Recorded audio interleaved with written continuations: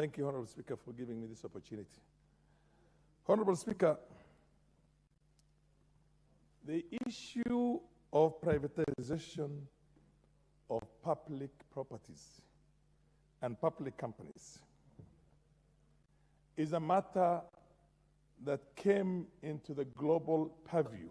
Honorable Farah, I hate to stop to interrupt. No, I just want to talk about this cell, but then give a bit of a background to understand the philosophy and the psychology behind some of these things. Okay. And the ability for us to be able to protect, to protect the interests of our country. Yes, this whole idea is to rob public property in third world developing countries. Well, these things were parastatals because the idea of parastatals at the time of independence was because we did not have sufficiently empowered Africans, indigenous people who had the cash, who could buy all those things and maintain big organizations or entities like supermarkets, like Unilever at that time. So all of them had to come into the country. So there was going to be a super exploitation by the multinationals. That's why the government decided the government is going to become a strategic partner in all these things. And we created Uchumi, KNTC, ICDC, all those things were created, including the banks, that the Kenya government went into it as a stakeholder, although some of them gradually over a period of time were again privatized and allowed now the market to come in. The idea was to protect our interests ourselves. And when you look at the way the issue of oligarchs, this is how oligarchs come about. Because people from outside will come and buy your wealth at a throwaway price. When they come and buy your wealth at a throwaway price, and this progressively continues to many other strategic interest institutions or entities that were parastatals, then eventually you go back to some kind of a colonization. Because if you do not have an economic independence in your country as a society, as an indigenous people, then of course you're there still in some form of a neocolonialism. Now, for us to be able to see this, the word oligarchs came about through the privatizations of strategic government-owned, communist-owned entities in the Soviet Union and the former republics of the Soviet Union. That one ended up in the hands of just a few people. And the masses became very poor. Although, of course, somebody like Putin has now begun dismantling all that. This is a very dangerous thing. You talk about privatizing things like KICC and all those things. It has to be done in a manner that essentially is still going to protect the public interest.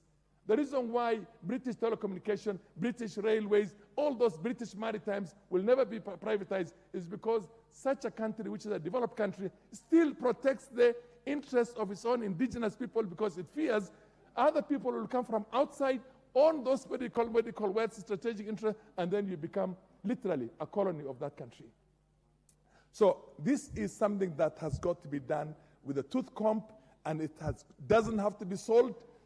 Let us look at all available other ways to look at these things. And even when it's to be sold, we are not selling it must be sold only to somebody who has got a Kenyan, an indigenous Kenyan, and nobody else for that matter. Because then we risk taking this country back to where we were in 1963. Thank you. I will give the Honorable Umboko and the Honorable Andikiri 2 minutes each to comment, then we close this. Thank you, Honorable Speaker. And let me pick up from where Farah left in terms of psychology of this thing.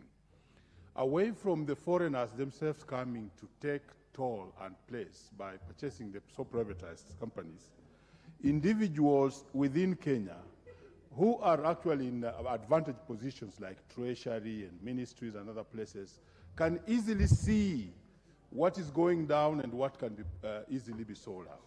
So like the Uchumi case is a matter of not even international body coming in, but they are just our own players who replaced themselves after 1963 when we got independence as the new bourgeoisies, and they are the ones who are actually going for the property, including Uchumi. What I would do to advise now that my time is not a lot, is that the committee and the chair should listen to this. Is a very smart person, the finance chair, that this is basically the real work of Parliament.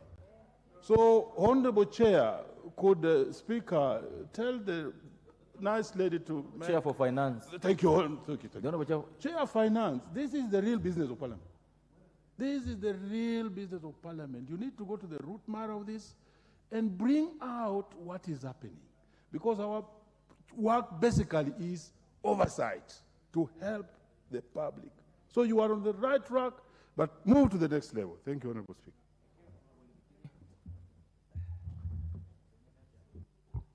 Thank you, Mr. Speaker. I think this is a very weighty matter. And I want to pick up from what my friend has just spoken, that this Parliament, and Mr. Speaker, you are one person who has come out very clear on the issues of corruption, and I want to thank you. This is the only time that we have an opportunity to make a cleanup. It is not only in the Treasury, it is happening everywhere. Mr. Speaker, as I'm talking to you, one of my schools' title deed was given last week, and they went to court, and the judgment has been set for 20th of January. Imagine, the government ministries, some of them are rotten, and we can't hide. The Minister of Lands is a rotten ministry. This Treasury, how can a case continue and the property of the government, and nobody in the ministry is not taking responsibility? I want to urge the committee and all other committees, is the high time that we start leaning on some of these rogue officers who are overseeing backdoor selling